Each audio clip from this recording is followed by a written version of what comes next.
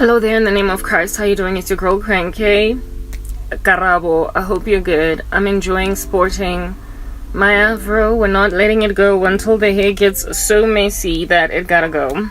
But I don't know. I'm really thinking about just sporting my hair, period. Like the way that it is, because I prefer it. I'm tired of wigs. It's hot in here as well. Barely ventilated. Anyway, it is what it is. Are you good in the name of Christ? Well, not that I'll ever get an answer, but good for you if you're good. 1 minute. Very well. It's been less than a minute, just in case you were wondering. Okay, Gashi Salana. Yazin. God, please forbid this phone from giving me a speech lag problem. It's an issue. Alrighty, caveats, let me just put them out there. I've got these captions that don't make no sense sometimes. Please, just if your hearing is hundreds, rather just use your hearing. I like the captions there because they add to the aesthetic effect and feel of the thing that I'm doing, and it's gonna stick around, okay? Even if it's inaccurate, one day in the future when I've got resources, energy, and not too much pain, I might actually focus on editing them so they're accurate, so they're also irreverent, and they don't necessarily acknowledge God all the time as a big G. Whew, and that's problematic. Akusashi siapa. Yeah, what else? I'm wearing app makeup, I think. Probably. Highly likely. And so it might like bounce up and down like a happy baby. Whew, that's only because it's fake. And then, what else? God, bring it to the forefront, please. Ooh, nyasha. Oh, that means I'm hot. Yo, guys. South Africa. I don't think so. We don't love you. Ah, what beautiful land. For what? For who? Rubbish. Okay, yeah, you've put me in a position to suffer like this. Keep your country. Do that. Do I have any other caveats? No, not really. I feel like we're done. If there are others, I'll come back at you with them. Carve the acne or lack thereof. Amen. Yes, it's cleared. And all I'm left with now is breathing heavy because there's barely any oxygen. Woo! But no acne. Just hyperpigmentation that's fading at the speed of a lightning strike. Oh. This thing must not reveal the stomach. Please just do what you're supposed to do. Oh, goodness. It's finally doing what I wanted it to do. Okay. I know there's a caveat I'm leaving out, but it's not happening. Why is this even my life? For ing. Yo. Alright, guys, I keep getting these nightmarish experiences. Whatever. Like, there's a war in the world, and I'm like, yes, in whatever. We're done. I'm really very exhausted. Every day I gotta say something. So I'm here to say something. Say something, Karabo. Say. That was supposed to be funny. Was it? Did I make you giggle? Are you giggling? Is this a giggling affair? Where is the giggle? Release the giggle from its jail cell, shall you? The giggle wants release. The giggle is feeling incarcerated. Alright, guys, you know what? Oh, yesterday I was sick. I'm still sick. I'm still somewhat. Realize the fast is on. Oh, what? I'm on a fast. You guys know that it's day 3. I almost didn't carry on with the fast because yesterday I got so weak after exercise. I expended all that energy and then I tried to do my edits. I was basically lying down while trying to work. Even I got like this mild headache after eating dinner. I had fruit before exercise, right? And then later on, I usually only eat once I'm done with all my edits. Guys, I was so weak that I felt like I'm dying. I was like, what? I ate dinner lying down. Like, you know when you're on the side and you take a spoon in because I realized I needed energy in order to recuperate. But I didn't recuperate until practically I had to sleep. The next morning was when I was starting to feel better and not even 100%. I was like, but nobody's taking care of me and nobody out here putting a warm cloth on my forehead when I'm sick. I can't afford to like plunge myself into the abyss like that. It's me and me alone that's taking care of me. Nobody else is taking care of me. I can't afford me nanjogugula out of the blue. Just boo, gul, just boo. Falling into gularization mode. We're not doing it. It's not happening. So there's a change of plan. I was like, yo, the way I was feeling, I was so weak, guys. I woke up still that weak. I was tempted to just end this fast, but I can't, because I gotta make war with the kingdom of darkness. But I realized that fruit are not enough. I need a hard, not carbohydrate, like as in starchy violence, as in violent starch, as in violated starch, as in the kind of stuff that'll make a sister get fatty girl, who me nkampani nagabas dolda then and get kula. I still got work to do. I got work to do. I got a job, baby. Dinom sebenzi mna. I don't have time to be dying or sick. I gotta work out. I gotta do what sister girl gotta do. Sister girl, I know you don't understand, but you're gonna have to understand. I ain't letting myself fall sick now. So yeah, there's a distraction. There's a distraction on the outside environment, and I'm like, Los me eat and kissing Kenny. I don't want to sing, guys. I don't like singing. Yang bora. It's boring. Are you guys bored? Anandava. I don't care. Eish. Yeah, ne? Zombie land. Can't be affording to fall sick and stuff, right? I come from sickness and I got so depressed because I wasn't working out. Sister ain't doing that no more. I'm squatting every day. Hey, every day, minang gymmer. Every day, I'm gonna gymmer. I am gymmering. As in like distraction apparently, apora. Oh, Kewa Kengega to a point of Keng. Yo, bottom. Okay. So I decided that before, like right now, it's 17:38 or something, right? 38 isn't. Oh, 17:38, guys. It's 17:38. It is 38 minutes past 5 or 20 minutes to 6. I said I'm not gonna sing, so I don't even know why I'm doing it. Oh, there's a caveat I found that I knew I forgot a caveat. CapCut takes, not CapCut, but my silence detector sometimes takes out my words and I ain't feeling it, but it's there and it's gonna stay until further notice. At least you understand the overall message. Finally, I got everything in the door. Woo!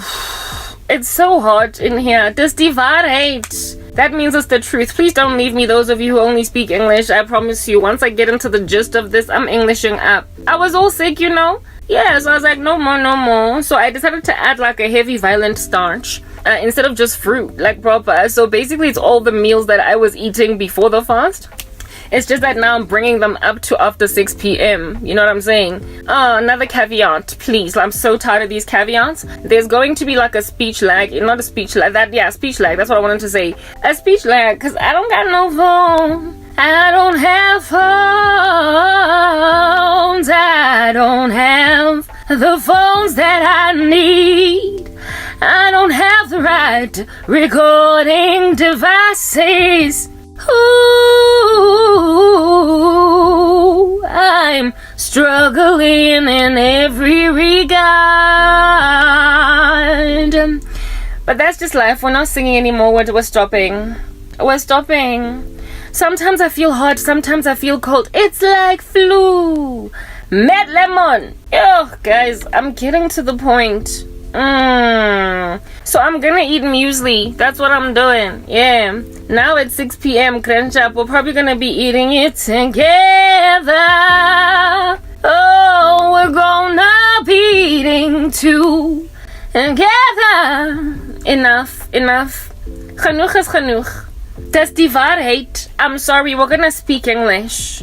Alrighty, guys. Yeah. So I'm gonna like eat muesli with like blueberries and some like orange or something with tangerine. If I bring like a starch like oatmeal, I won't try to faint. Ain't nobody trying to faint. Ain't no mountain high enough to keep me from exercise.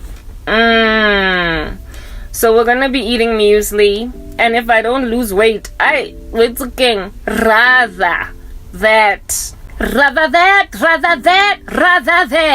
I gotta keep fasting, but now my fast is for spiritual reasons only, not to lose weight. I'm not trying to lose weight no more. Realize that really better the devil you know than the one that you don't know. You don't know what the devil of making you feel super weak is gonna do to you, even though this devil is messing with my phone. My phone has got a speech lag. What will I do with this speech lag? Holding me hostage inside. Wait, ga ke batla le bona di undergarments mana motho ka bonga ya go fitla mo godima waist ana re etsang mo video. Cover up, girl. Excuse. I'm not sick. That means I'm not sick. Don't leave me. English speaking people don't go.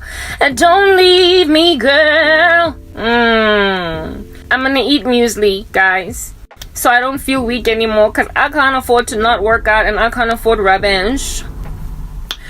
I'd like my phone to work for me all the time.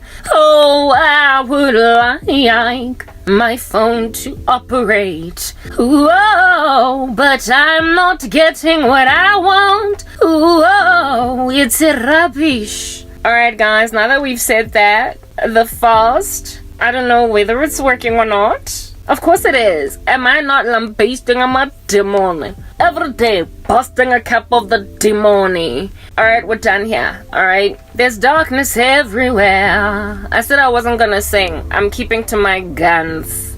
Gumnyama, oh, English. It's dark everywhere, guys, you know. Just the Walking Dead. I'm sick and tired of sexual perversion all up in my grill. Like, that's a thing. I'm also sick and tired of zombie vibes. That's a thing. Zombies. Be afraid, be very afraid of me, not the other way around. Okay?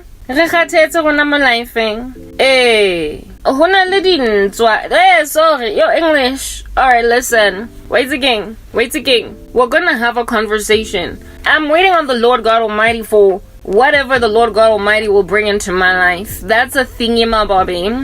I've experienced a lot of random rubbish in this world, and I'm going to talk about it, right? Listen. No, just listen. Mamelangne, listen. Don't leave me, girl, because I'm not getting to the point. Oh, please, y'all know I always get to some points. So when I was at Wits, when I was like in first year at Wits, there was this guy there, rude randoms. This is what Jesu Christe Organizareta is showing, exposing rude randoms as. Women, y'all need to also get on your knees and ask the Lord to protect you from rude randoms. Have you ever been shelled by a guy that nyangisas you? Okay, let's convert that to English. Please, we gotta stick to English. Have you ever been pursued by a guy that grosses you out? And he just won't stop grossing the living daylights out of you because he won't stop shellarizing you. I'm funny, D1, got too busy, my sister, oh, but my love, my gentle, oh, and you're like, leave me lost, and then he thinks Uguti, everybody thinks like him. Okay, herein lies the deal, right? And I'm sorry for the speech lag, proper, this phone, it's like my hair, it don't move from the rubbish that it's doing. We're gonna keep it anyway, cause we gotta do what we gotta. Damn, man, I'm not singing, sorry. Okay, like, have you ever been pursued, ladies, by a guy that grosses the living daylights out of you? And he won't stop pursuing you because he thoroughly imagines that the day's gonna come when he's going to create a great, beautiful value proposition about himself until you recognize him as a positive net present value to take up, that one day in the future it's gonna bear fruit. You're gonna see where he's finally coming from, and so therefore you're gonna buy something you ain't feeling today hoping that it's gonna grow on you. Yeah, it'll grow on you like mold. Mold. Wait again, fungi. That's how you be growing on me, dude. But like, nah, to him it's like a growth is a growth is a growth. As long as it's there, even if it's kind of malignant, even if it's a little bit cancerous, at least it's growth. Yeah, ew. These fosterizationing guys, yo, hasha. My, oh my. Ugh. I know, that's what I'm experiencing as a Christian lady from guys in the occult, guys who are in the world. The way Babatlang Bandaba Morena just gatting. Sorry, English. The way they want God's daughters ngakona. Again, English. The way they want God's daughters so much. It's like, can I keep talking about this indefinitely? Maybe I should just keep rapping on about it. Why? Because it's really a problem, ladies. Like, Papa, basadi do it. Because sometimes and I apologize, English. I say towe because there's no love. I don't even know what doe is in English, so please cease and desist from attempting to get me to interpret that. It's a real problem, it must be. It's a real it's again speech lag. Anyway, fine, we'll deal with it. It's a real issue. So big an issue it is that God keeps on lambasting me with it. It's a real problem. It has to keep on getting hammered down into some like throats, heads, eyeballs, maybe even 4C hair. I don't have energy for this. Yeah. Type of guy to think that she gonna see where I'm coming from. And they draw up a marketing plan so heinous in your sight, yet nonetheless mellifluous in their own, that they're gonna keep trying even next year, because they thoroughly think of themselves as a worthwhile investment. That level of pomp, that level of arrogance, I'm sorry, it has a name. It's called narcissism. Overcome. Proper. Seek the Lord's face to help you get over yourself. Or you're gonna get embarrassed. Oh goodness, guys, on a speech lag. I need to just accept it. Take it in my stride. As long as you can hear the audio, it's all that matters. Life is hard for the cranky. I need so much more than this nonsense for life. But it's a life, you know, we got it. And we got it bad. Yeah. Anyway, guys, y'all, we're gonna talk about that issue again. And I'm going to tell you a story, a disgusting one. Well, it's not a disgusting story. The individual in question being spoken about is the disgusting human being. Alright? But the story is edifying, not disgusting. But we are speaking of a disgusting individual. When I was... Okay, I'm not gonna be singing, especially considering... Why? Is this even my life? Yo, God. How long must this be my soul? I'm a speech lag. Can you even hear me anymore? When I turn left, it takes 10 seconds to turn left. When I turn right, it takes 10 seconds to turn right. And I mean the other right, because that's actually right. Okay, moving on. I'm gonna talk through my speech lag and trust that you guys are okay. If I don't gesture too much, the phone sort of kind of does better by me. Let me tell you the story, okay? As long as the audio is on par, everything else can just jump. Sorry, I had to burp. When my burping is not aligned with my lips, it just like it catches you guys off guard, and that's not kosher. I apologize, I lack decorum because I'm sorrowful. Maybe when I gain everything that I need, I'll stop burping in public. Alrighty, moving on.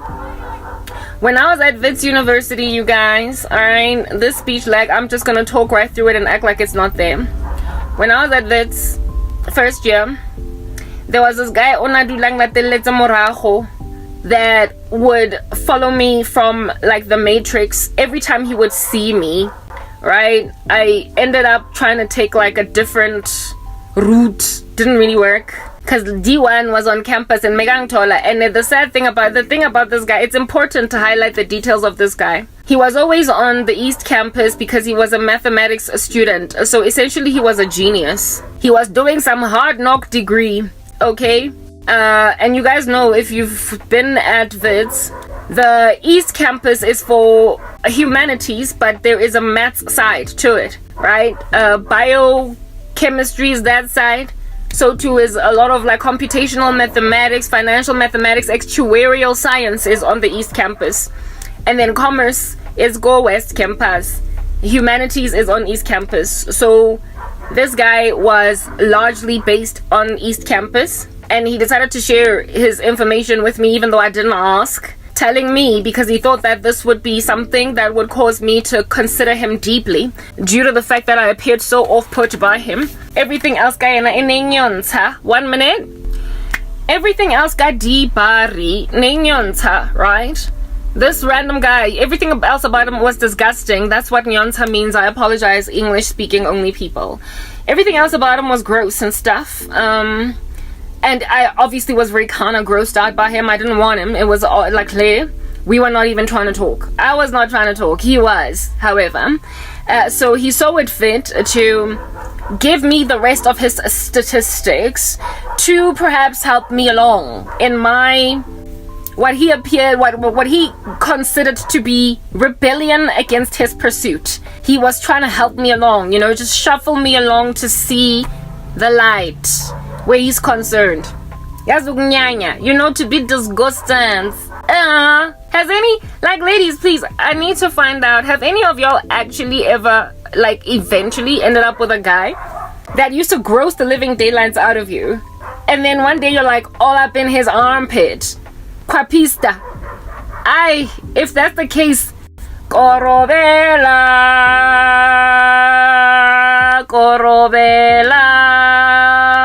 Baglisile, hi, on occult drugs, witchcraft, that's ihamba kanjani. Yeah, it's one thing to eventually date a guy that, at first you just feel like he's not your type because he's not tall enough.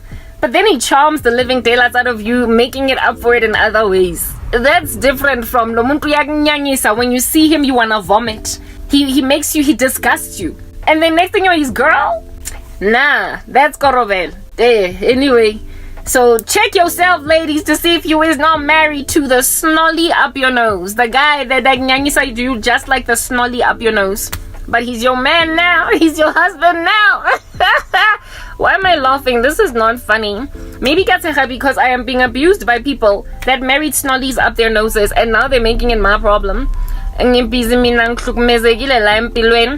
busy over here all abused in life because I avoided my snolly. I avoided eating my own snot, guys. I did. Because I saw it as disgusting at first, and the Lord God Almighty made it impossible for me to fall in love and marry the snot up my nose, because that's how gross I initially found them. How much I never would go out like that. Yeah, got to be to creating a case for himself, marketing plan the size of a textbook. Yeah, human resources go university. That's his marketing plan, trying to show you all manner and kinds of reasons why you should be his lover. Sure. Have you guys seen the music video Yes See Me and False Soldier? Mr. Soldier, see me, see wala, oh, soldier go, soldier come. I've told you that story before. It's about this lady Oshalonke, a guy Osas banks gelemo. No one leaves this romance, only kudita. Yeah, proper cooing strategy. You out here not trying to marry Idi Amin. Maroyak Pesu and he's go have you no matter what. Anyway, this guy was false in that music video Soldier, between him and Simi.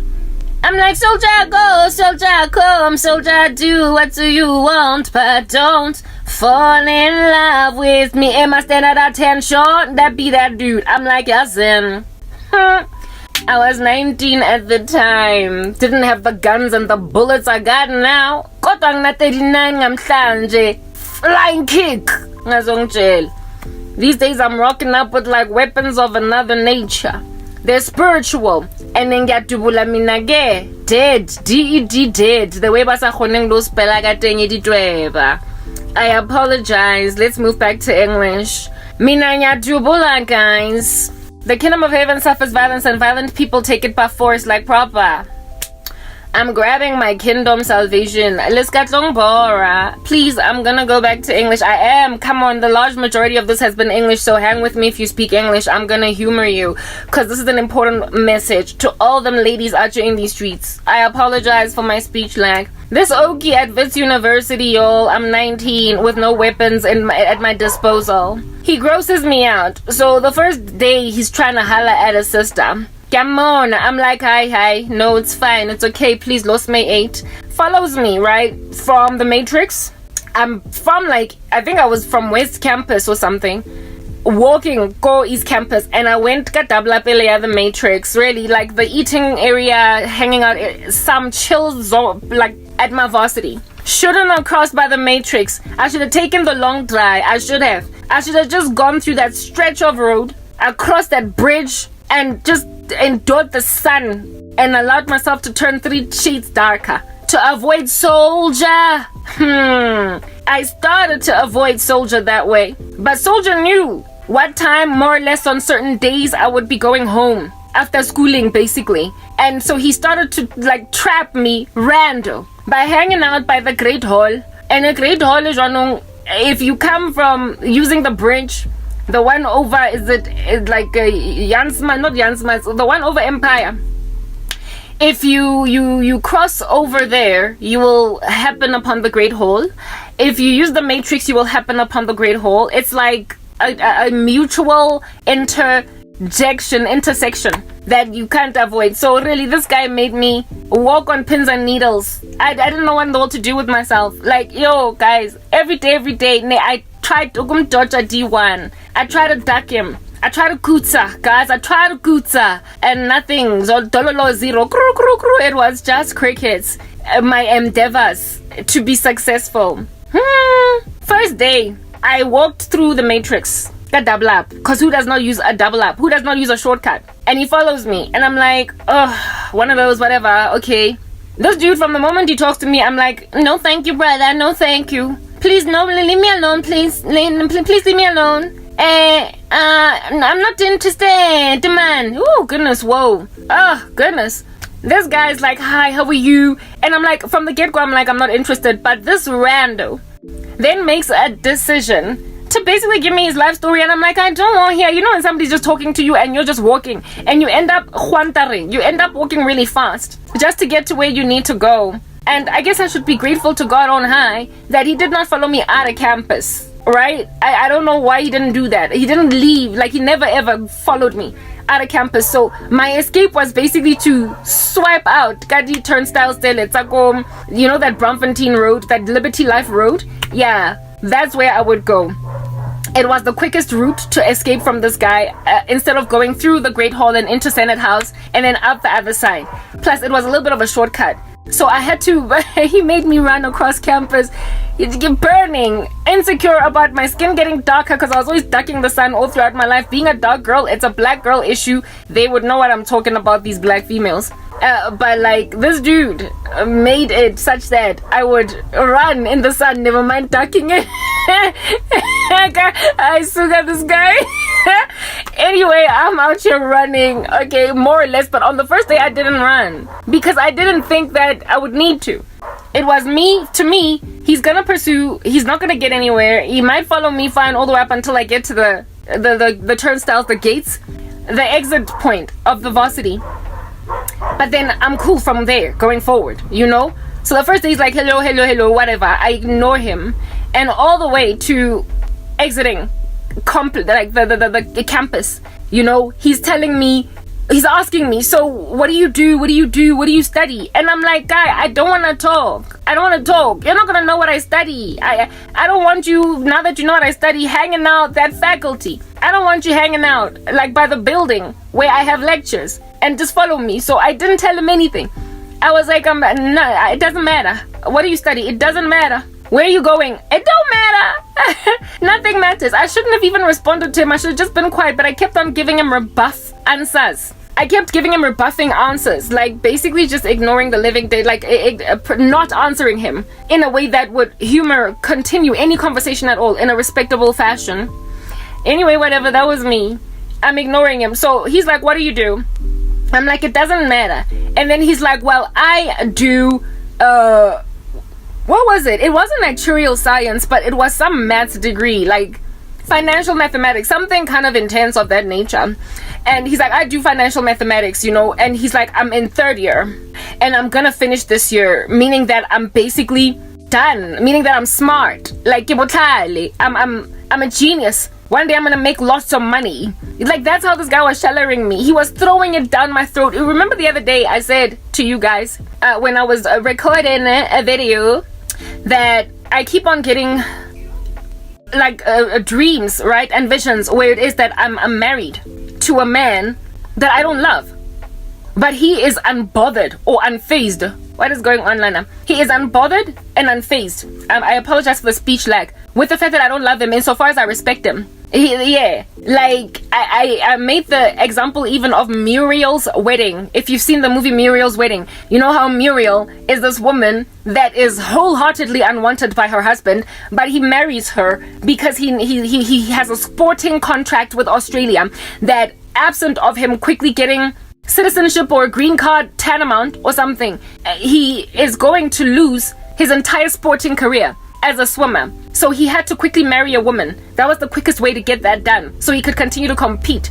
And so his agent went looking for him for a wife, and he found Muriel, who was willing to marry him real quick. And on the wedding day, he was very disgusted, like grossed out by Muriel. He didn't like her, he didn't want her, but she was like beaming, like her smile was from here to Timbuktu. She was the only one joyful on that wedding day, that arranged marriage. This guy was grossed out, but it was a marriage of convenience for him. He could not stand the sight of Muriel. And I said that basically I'm facing a future of being like Muriel. That I'm married to a man, he disgusts me, he grosses the living daylights out of me. Every night is a chore to basically humor him or pleasure him because I'm just lying there. And type thing.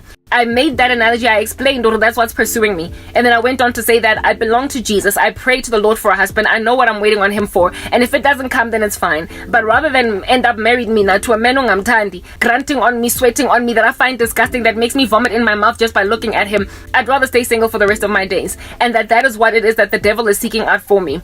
Because of my sorrow, my poverty, my struggles, everything that I'm enduring, right now, I must allegedly, apparently, just take in my stride, embrace anything, engi shalayo, anything that is proposing marriage to me, anything that is going to offer me a home, offer me a better existence, like these living conditions that I am enduring, all of the sorrow, this phone that is speech lagging, the heat that I'm perpetually endured under, South Africa. In order for me to basically survive or escape these conditions, I now gotta accept being basically the tantamount or equivalent of Muriel's husband. Come on, this phone young bora. I gotta accept or embrace the equivalent or the tantamount of being like Muriel's husband.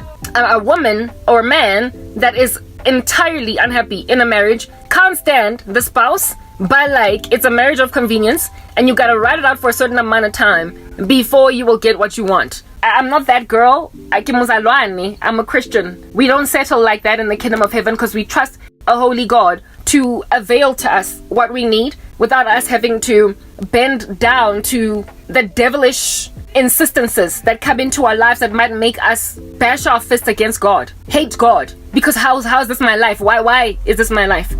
I'm not going to take myself to that point. I don't want to be a bitter broad. I don't want to be an unloved woman. But I also made mention of the fact that there are men who, because men generally do not insist on love, but respect. Oh goodness, my phone. Yes, what? Because men don't generally insist on love, but they rather insist on respect. Insofar as you can respect him, he doesn't care that you don't love him. Like, there are men who are like that. Abenandaba. They don't care that you don't love them back. They just want you as a trophy, somebody to say that this is my wife. To solidify his status as a man in society, he gotta have a wife. And if you don't love him, it doesn't matter. Just don't disrespect him. Not in the house, not in front of people. Just honor him as a man. And he will not have qualms with the fact that you'd much rather be with somebody else. There are men like that in this world. And frankly, women don't really operate that way. We're wired differently. We want to love. We want to be in love. And we also want to be loved. But men are not too perturbed by the prospect of not being loved insofar as they're respected. Well, this guy was pretty much my first lesson with that about men. That men literally don't care if if you don't have passion, if you don't love them like a fat kid loves cake, If you are not out of your mind, dying, on the floor, rolling around like a donut in some chocolate when he walks into the room, if you don't get those butterflies, if you don't have that experience when you're courting, when he is pursuing you, of love and, you know, the sweet little thing that people do when they're falling in love, men don't care. They don't care. If they've got those strong feelings for you, they will marry you because they've got feelings for you. They have to have feelings for you in order for them to not care in this regard. That's what I'm explaining to you guys. They have to have feelings for you. Otherwise, a man is not going to go and pursue a woman he does not love. He's not going to put himself in a position to be like, you know, Muriel's husband. He's not going to put himself in that position. So he's going to be the one that has the feelings for you. He's going to be one who is in a position. Sorry, he's gonna love you. Definitely. He will definitely have feelings for you. He's not going to harass himself with a woman that he does not love. Men don't do that, but they are hypocrites because they expect women to do that. They love you, and if you don't love them, they say they don't care. They don't care. Because for them, it's about having you. It's about doing with you what they want. Yo, le phone, yar. It's about doing with you what they want. Whatever it is that lovers do, he wants to be able to do that with you. Lay claim to you. That on faithfulness and loyalty. And if at all you can guarantee that, if at all you can walk in that step, you'll be safe. He won't abuse you. He won't lay his hand on you. He won't even talk to you down or anything like that. Just be loyal and respect him. And he will treat you well, like a queen. And he will not care that you don't love him back. That in intimacy, you are not reciprocating, you're not participating, you're not engaged in this deed. He's just merely doing what he's doing, finishing, and moving on. He doesn't care. He will grunt on you for the rest of your marriage and not care that you don't react. You're just like a whole still dead body, a cadaver on the bed. Jay. And he's doing what he's doing, finishing and claring, priding himself in popping babies in your stomach. Like every year you're pregnant, even though you never enjoyed anything at all in the run-up to falling pregnant. There are properly males on this planet that are like that. And I would go so far as to say a lot of guys, if not the majority, are like that. They don't insist passion in a woman. Insofar as they're passionate for her, she does not have to be passionate for him. Women have been getting into arranged establishments for a minute now. The men are the ones with the feelings, but the women are the ones in the convenience. And they don't get beaten up. Nobody thinks of them as unhappy women. They have everything they need. If they want a pair of shoes, they're getting them. If they want a kitchen makeover, this guy will arrange a carpenter for the cupboards, a tiler for the walls. He will give you everything you want.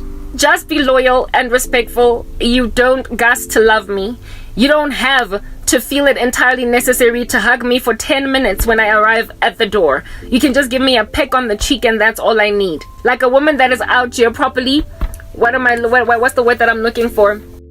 Trying to get an Emmy nomination or an Oscar for acting in a marriage where you are smiling and being neat for the cameras. But really, at the end of the day, inside your own heart, gu shubile. Women are not naturally inclined, as much as men anyway, towards a sexual proclivity and to cheating. So there are events of this nature, marriages, I shall call them events, where a woman will literally be married to a man for 50 years having never cheated, nothing of that nature, but she has never loved him. They've got like 5 kids, and these kids think mom and dad are in love, but no, it's not true. The dad loves the mom, but the mom could not care less about the dad, but she has honored him enough to respect him and be loyal and smile for the cameras, winning an Oscar at the end of her life. Yo, I'm sorry. Like, while women do want to be loved, it is certainly very important to us, however, to love back. But men don't seem to care about our desire to reciprocate love, our desire to be in a passionate romance where everybody is really very happy. They don't care about the woman being happy. They just want her loyalty and her respect. And that is what I am expected to do now that I'm basically almost 40 and yet to be married, suffering like no man's business, essentially a damsel in distress allegedly. And I just gotta take in my stride indoda ezozitshela ukuthi corrupts mabebeza. Girl, what's with the fuss over here in these streets? I will love you. I will never lay a hand on you. I will get you everything you need. I will set you up in a beautiful house. Just don't go out on me. Don't cheat. Be loyal. That's what's good. And smile for the cameras, girl. Like, yeah, do that. Then I'll take care of you. Because you have no other option. Look at the situation around. Abantu bagini treat you like rabiosh. At this point, you feel like I'm my option, sister girl. So, I feel you. I love you. I dig you. I'll take care of you. Just don't go out on me. And given that you're a Christian woman, I mean, you're not going to do that. You're chaste right now as we speak. You are not fornicating because you're loyal to God. So if you're then married, you're definitely going to stay loyal to God by staying loyal to me, because to cheat on me is to cheat on God. And since you love God so much, I guess we're not doing that, are we? How such men pursue women is with their statistics, their credentials, their whatever it is that they've done out here in these streets, because apparently, allegedly, a woman's reciprocity in a union is of no essence at all. It does not matter. That is a violent narcissist gawking at you who does not care about the fact that a woman also gets to be happy. This is not the 6th century, for crying out loud, where arranged marriages are like a whole thing, and the woman getting arranged into a marriage is a perky little teenage girl, while the man in question is a 52-year-old man. It's no longer happening that way. Women get to choose now to be with men that they are feeling right back.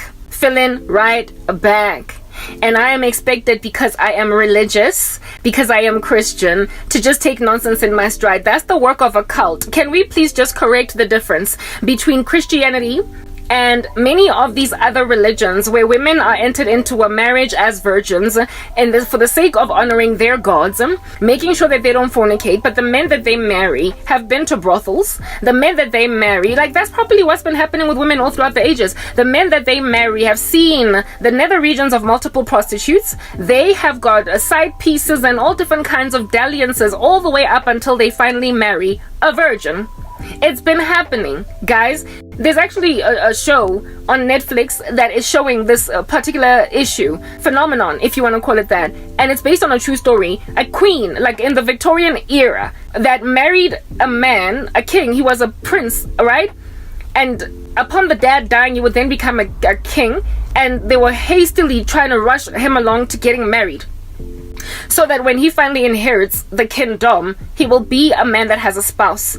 And in this show, I forgot what it's called. I actually would let you know what the name of it is. It's not Bridgerton. It is another one, right, of these shows. It's a time done from back in the day. The woman was insisted upon being a virgin, to a point where they even did a test on her to check if she's still hymenally intact. But the guy, in the beginning of the show, they show him in brothels. He's got a duchess that he is having a whole affair with, that is not a virgin woman, so she's like a ruined woman, that in that society would never ever get married to any man because of the fact that she had broken her virginity before marriage. But she could have affairs with guys if they were willing to, and he had made out of her the side piece that he was sleeping with constantly, and he had perused brothels quite a lot. He had slept with a few prostitutes, and then here comes this virgin that was paraded in front of him, and he was now to betroth her. He was now to wed her. And all I could think was, whoa, women back in the day took a lot of rubbish.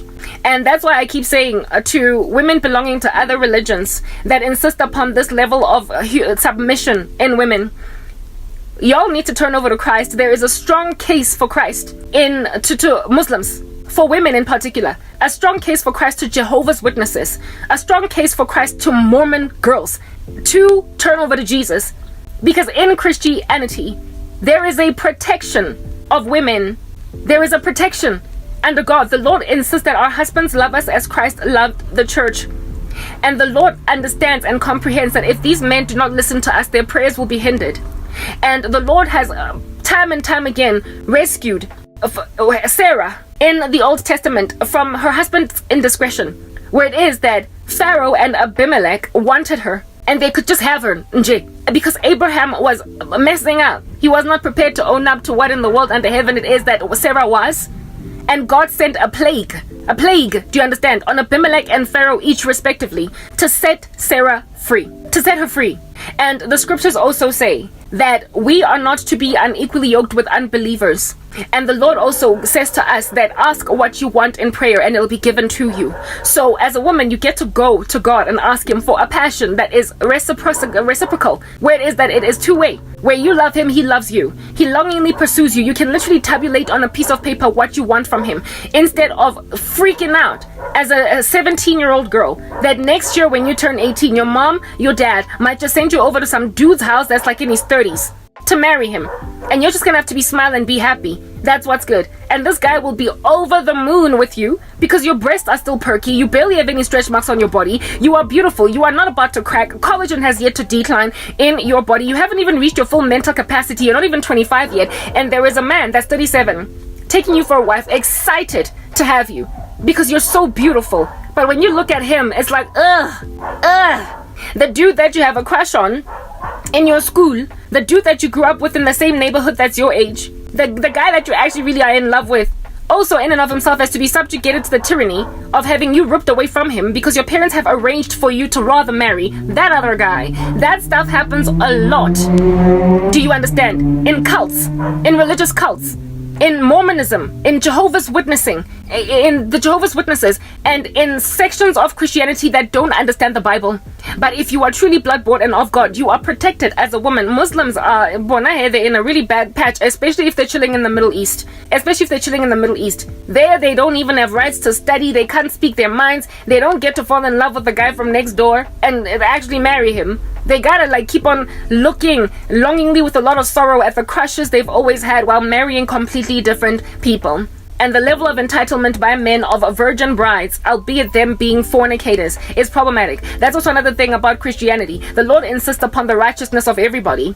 He insists upon the righteousness of men. He insists upon the righteousness of women. In Islam, apparently, allegedly, there is what they believe in upon perishing. When they die, they say that depending on what you did and how well you did it, when you get to heaven, you will have how many virgins? 20 virgins, 12 virgins, whatever. There is some passage in the Quran that promises guys that have been really good with Allah, virgins at death, and multiple ones at that. So polygamy is just freely proliferated, but women are not guaranteed or practiced or promised a prince charming upon death. They just die and hopefully they're right with Allah, and so they will go to what would be the equivalent of a Muslim heaven. There's rarely any protections at all for women under all these other religions. I had being the operative word, because I got persecuted the living daylights out of when I came to Christ, and all of my girls from high school decided that I needed to be bewitched out of my convictions for Jesus. But I had a Jehovah's Witness friend when I was in high school that married like that.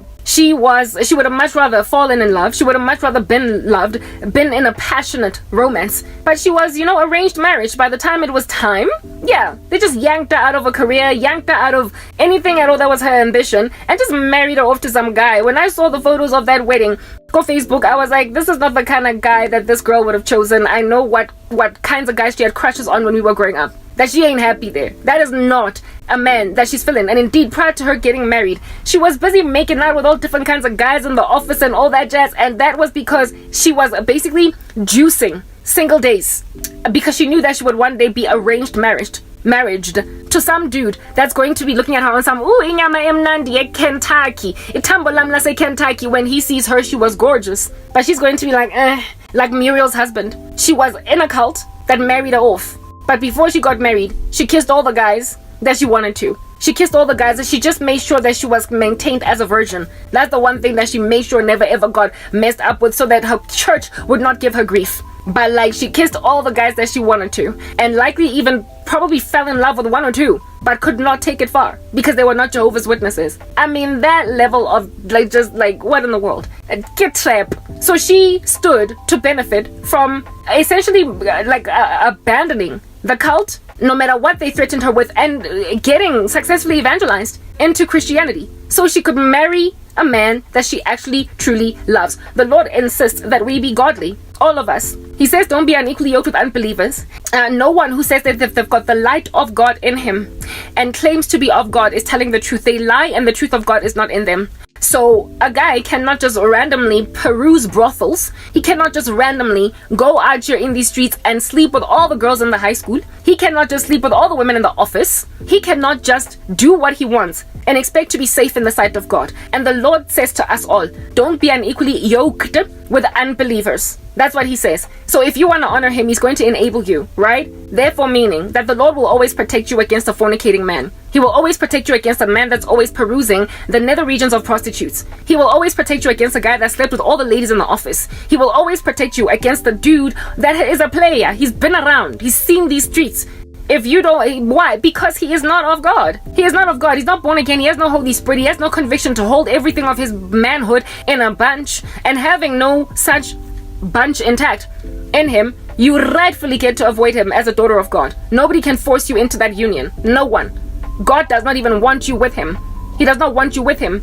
So cheating then becomes something that you can successfully eradicate. Your husband will not subject you to the tyranny of potentially getting a venereal disease in a marriage if he's truly saved, because he fears and not man. And the standards that you are gauged or judged by as a woman, so too is he judged by the same standards. That's Christianity. All are equal in the sight of God. The only difference is our roles. R-O-L-E-S, our roles.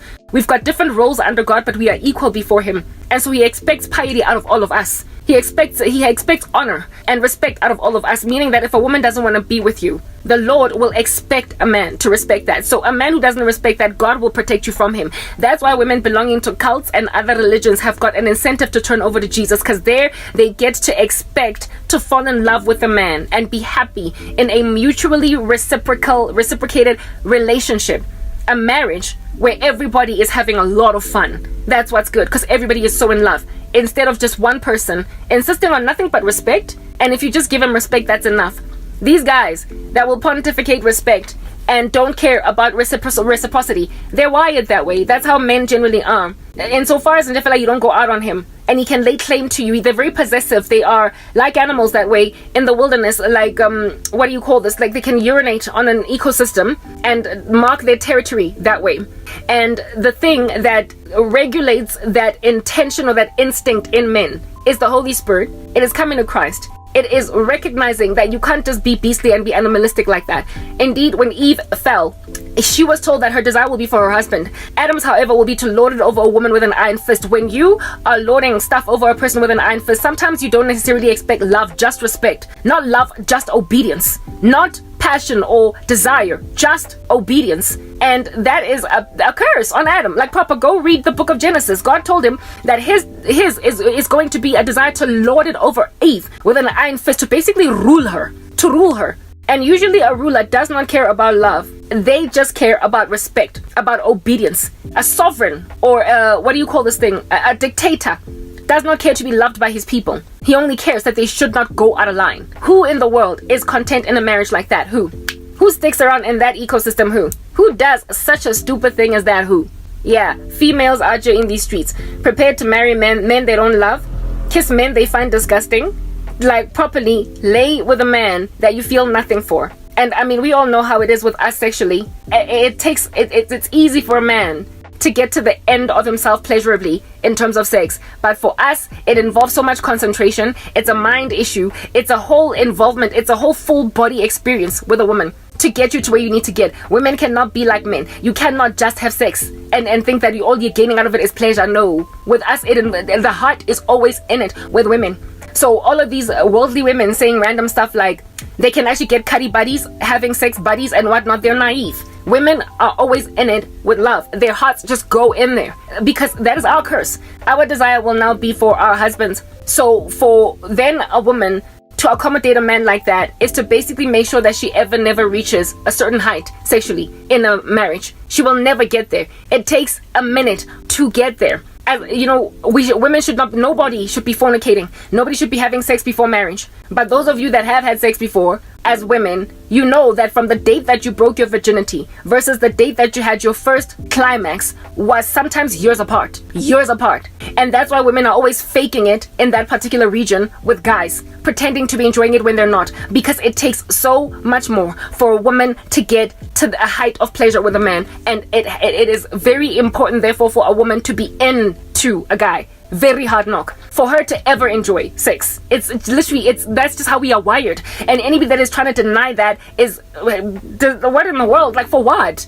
Because you're messing with your own happiness and your own joy and your own peace as a woman. But unfortunately, when you are religious, like what I am, I'm more spiritual, I am a Christian, I have a relationship with Christ, but people who don't understand the things of God will call me religious. When you are religious, it is especially anticipated of you by men who don't understand a relationship with Christ that you will honor a man, because that's what Ephesians 5 has to say about you, and 6, Titus is a 2, or whatever, the word of the Lord, where it is spoken about relationships between men and women. It is anticipated or expected of you to be a particular way, and so you're gonna do that thing. Therefore, Karabo, just let me marry you. You can't be having sex outside of marriage. Let me take you. I'll take care of you. Except, like, you don't understand. It's more than that. Like, women need more. Let me take care of you. It's not gonna fly. Let me take care of you. Yes, we need protectors. Yes, we need providers. But when you disregard a woman's desire for passion, you are basically saying you will never reach an orgasm ever in your marriage. And guys don't really care insofar as you're really good at pretending, except some women don't want to pretend. They don't want to pretend. They don't want to act. They actually want to be in love.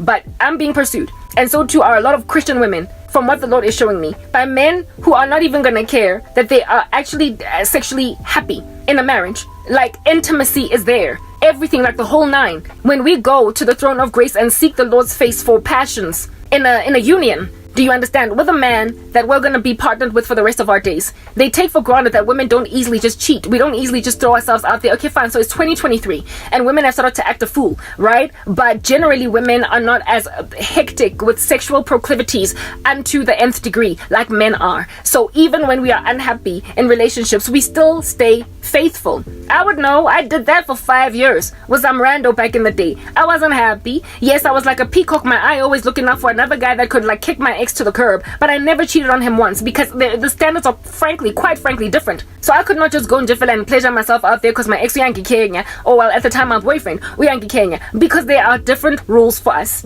Spoken or unspoken, whether or not you want to believe it and whether or not you're a feminist, whatever you want to believe, do you. Bottom line is the rules are different for us. And so when the rules are different for us, it is therefore expected by men that we're going to remain faithful even when there is no passion, no intimacy, no love. Type of stuff that eventually causes divorces. And manja, when you get divorced, the Bible says that if your spouse is still alive, you can't remarry. So you're putting yourself in a position to, once you gain conviction in Christ, to be celibate for the rest of your days, even though you're still roaming these streets with passions in your body. So how about you just marry right the first time around?